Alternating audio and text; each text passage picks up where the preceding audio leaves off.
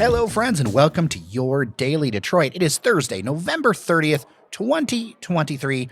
I am Jer Stays. And I'm Norris Howard. Hello, Norris. Hey, man, how's it going? Busy day, hasn't it been? It's been very busy. I've just now unthawed from our outside excursion, and we got a lot of exciting stuff to talk about, particularly in the automotive space here in the city of Detroit. Never thought you'd bring me on to talk automotive. But this is a great crossover involving technology, electric vehicles, and I know that you are into technology and you are into new stuff. Indeed. And I love innovation, and I think this is a major boon for the city, and we're going to dive deeper into it. But it is something that I keep a close pulse on, so to speak. And it is very, very exciting news. So the basics are, we saw the operation of America's first wireless charging road right next to Michigan Central, I believe New Lab, that building that was the old Detroit Public Schools book depository. Over on 14th Street, they've set up a quarter-mile strip where there's these induction chargers that kind of work like your phone. You know, when you put it on the nightstand or whatever, if you've got a newer phone, it'll do the charge thing. But the extra trick about this one is there's both static and also charging while you're in motion.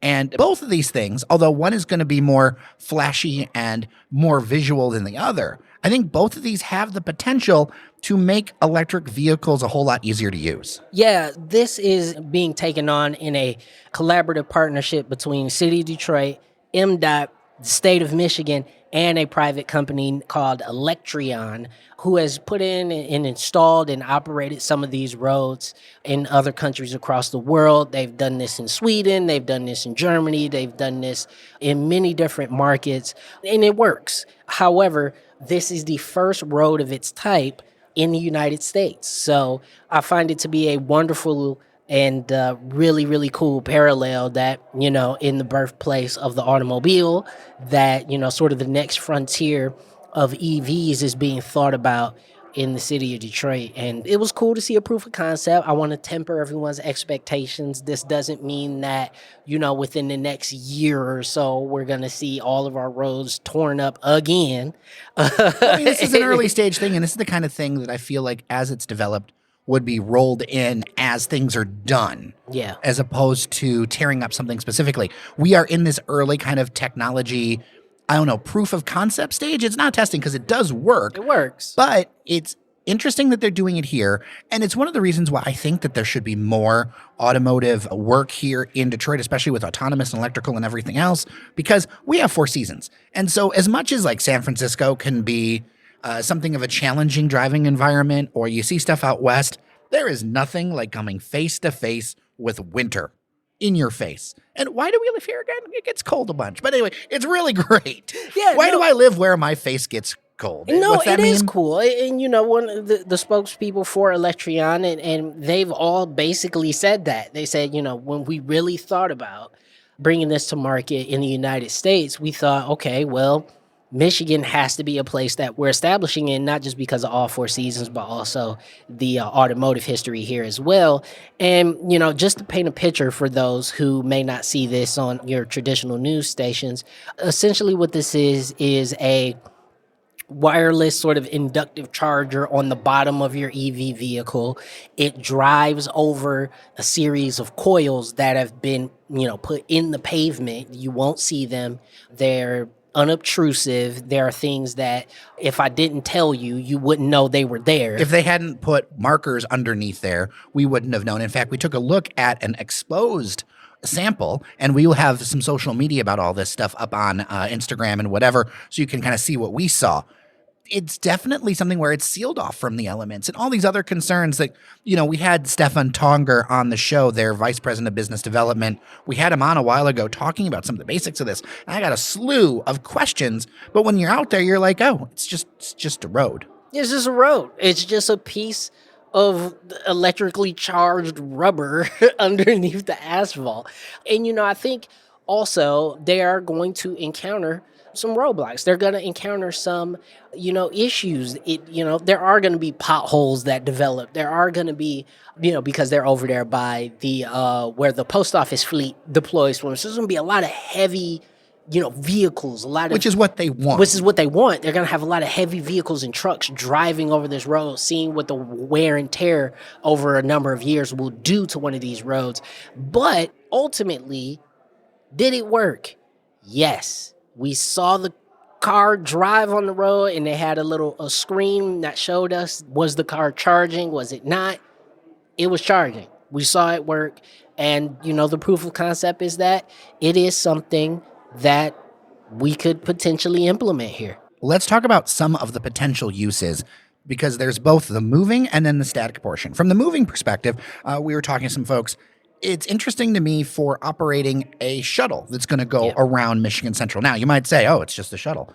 But when you're talking about a business and you're having this conveyance that requires maintenance, gas, stopping to fuel up, all these other things, you can run that shuttle almost 24/7 except for drivers if you can get to the point where you're driving it and it just charges enough to keep operating as you go around. That's no downtime. Think about that for airport shuttles. Think about that for large campuses. I also think about that for transit. And that was actually something that was brought up. And I think it could be a huge deal, especially if, you've got more electric buses. Deputy Mayor Todd Bedison talked about how there's 4 electric buses already in the DDOT fleet. There's a grant in process to get another 4. They want to move all of the city stuff to zero emissions. All the parking meter fleet, they're all electric. For these kinds of route task vehicles, I can think about Amazon delivery, right? You're not really driving fast that long. And there's a lot of places where you're stopping for a bit. That extra charging could be a huge deal. Yeah, and just to make it very specific to the city of Detroit, if you're thinking about, some of the longer crosstown bus routes, I immediately think of something like the Dexter bus, which goes all over from the east side to the west side. I mean, whoever drew that bus line, I know it has a real purpose. I've taken it, but man, that bus, it's weird. It's a tour to Detroit. Yeah, it is the strangest bus route on the planet. But let's say you put these charging roads on that bus line, you essentially, unless there's an accident or a flat tire or some critical mechanical malfunction, which is less likely because electric vehicles have less moving parts. And they're more swappable. That's the other and they're thing. more swappable. You could run this in perpetuity, essentially, if everything is working up to what it should outside of changing drivers. And that's something that, again, we've had discussions on this very show about 24-hour bus routes and about how, mass transit is an issue here. And if you think about implementing something on this scale, which, again, we could be well into a decade away from, it could be a part of the answer to that question. I also think it could improve that transit experience for neighbors. You and I have both, we've both been next to broke buses, right? Oh, yeah. Where it's got that lean to the right or the left and you can't get it fixed and it's got the roar. Yeah. I was on Jefferson over the summer and one of those electric buses went by me and it was the nicest thing because it was just like, oh, I'm not losing my hearing. This is a great neighborhood experience, and I think it could also lower costs, all these other things. So there's those practical uses, shipping, stuff like that. As far as our individual cars, I think this is where it leans into, yes, I think this could be used, but it's got a lot of perfection that they got to work on to get to higher speeds to charge while you go. But I can't help but think about the more static cases. What I mean by a static case is, imagine if you don't have to plug any cords in to your parking garage, right? And you can just pull into your garage and charge your car. The floor itself is the charger. Or what about urban areas where there's all these concerns about, well, where are we going to get a 240 plug? Right. Well, what if the garage you're building in, like the apartment building is in, all of the parking spots or a portion of them are charging spots, no cables, less trouble, you put on the roof or whatever, and all of a sudden you can charge and you don't have to think about it. Oh, you're a tenant here? Boom, it turns right on. Yep. You don't have to worry about those cables. You don't have to worry about forgetting to plug in. You don't have to worry about charger malfunctions. It just works. Yeah, and this is all, again, we are making this sound like this is the panacea for a lot of it's EV an exciting issues, possibility. but it is a possibility. And the thing is that this still has to be adopted by the major auto manufacturers. Obviously, this is part of why they want to do this in Detroit, because they will have a direct line to Ford, GM, and Stellantis in Southeast Michigan, and being able to speak with them directly to say, here's what you need in order to make this possible. Here's what we can provide. Here's the technology in order for us to make it work.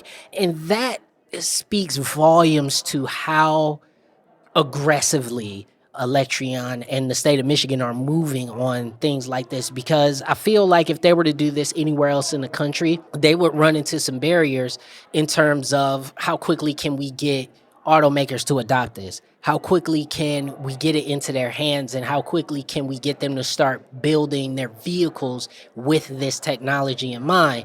And, until we get to that point, I fear that it does remain a novelty.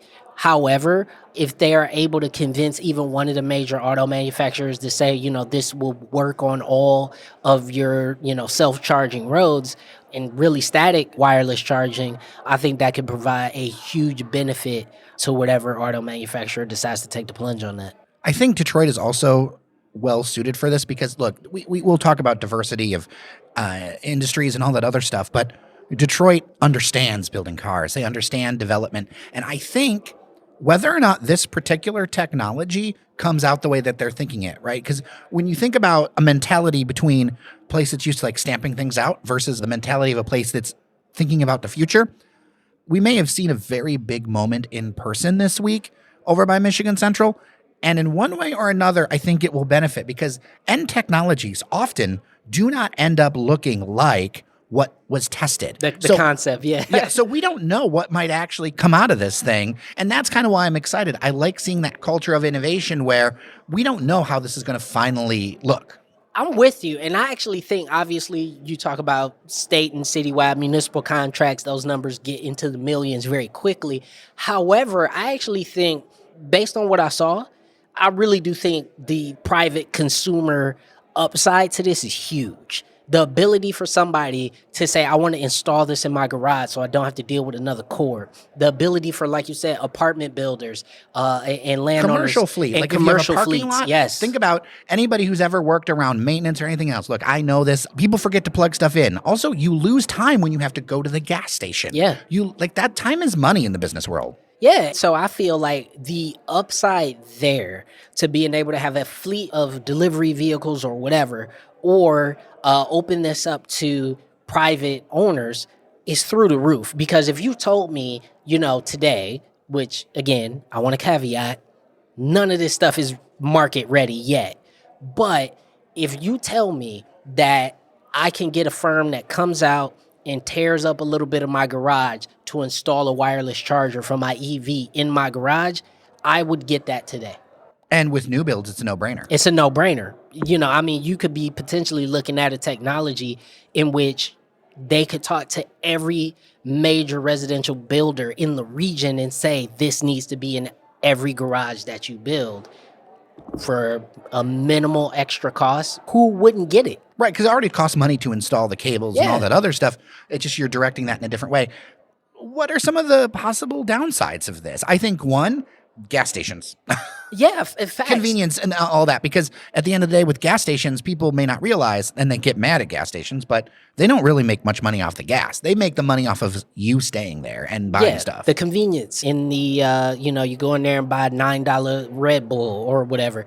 $9? Where are you getting a $9? I'm being facetious, Jay. But, you're absolutely right. But I think also, it's one of those infrastructural things that if it is adopted, it will force us to rethink the very landscape that we live in.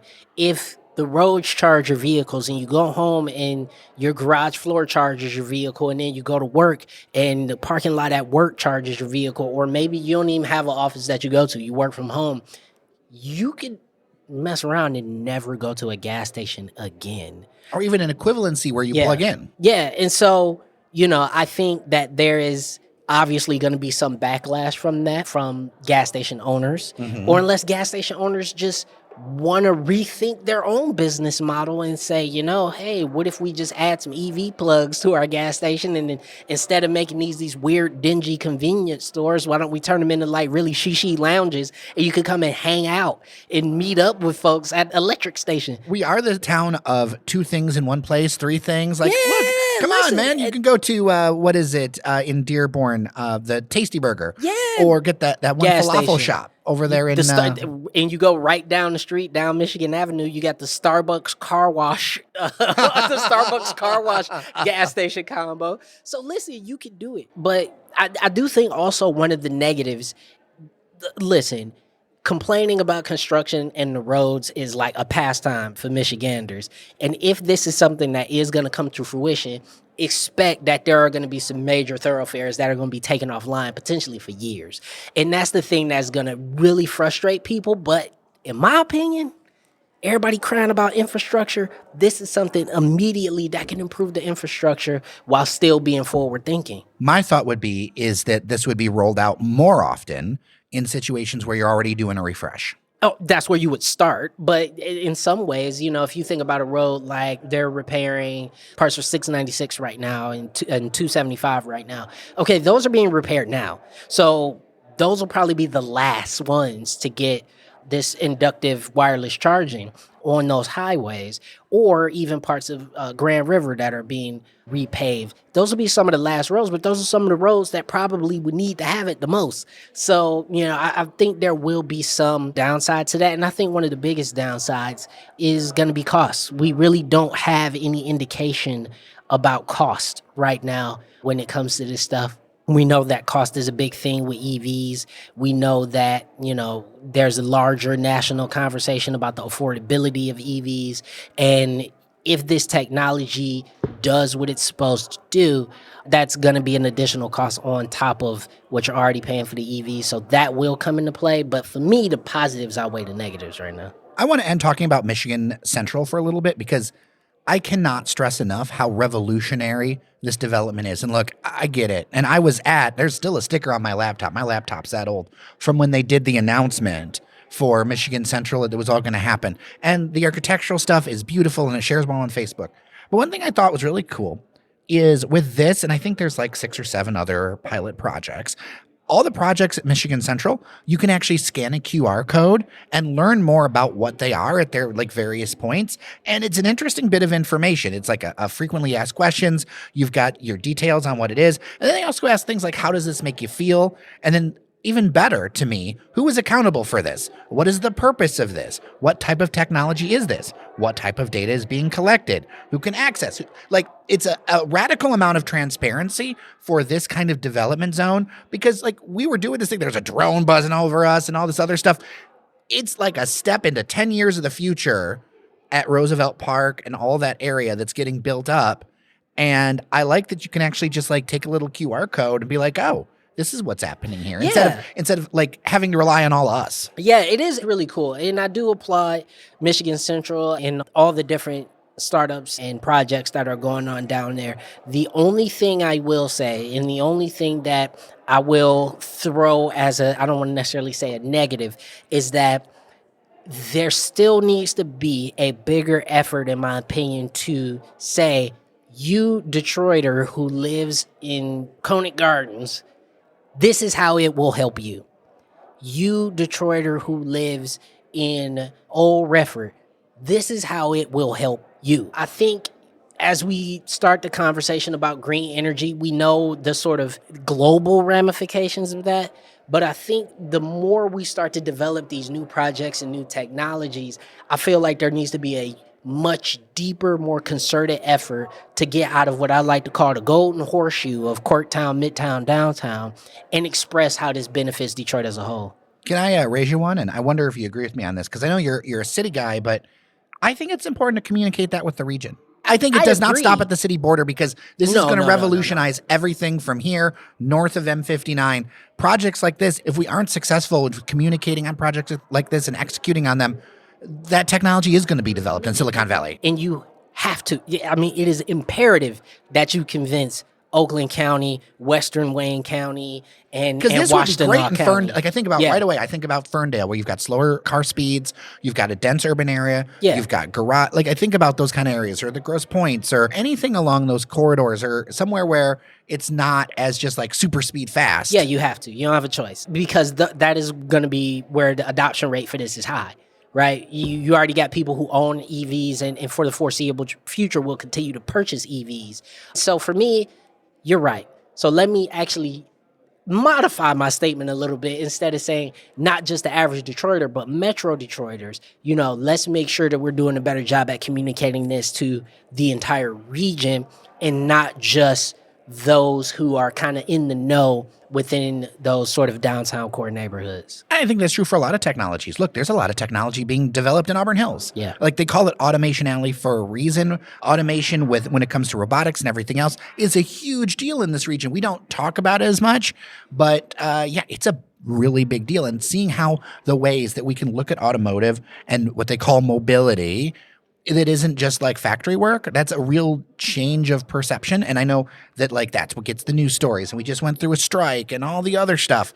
But the future is not going to be there. Well, and not just that, though. It's like, if you're an electrical engineer and you just saw this news story, you might be thinking about a move to Detroit in the next 10 years. This is the kind of stuff that you should be thinking about. This is the kind of stuff that the city needs to do when you're talking about attracting that talent, because you're right. The future of manufacturing will not be what people think it is. And, obviously the UAW just brokered a huge deal with the big three, but ultimately the future is going to be in stuff like this.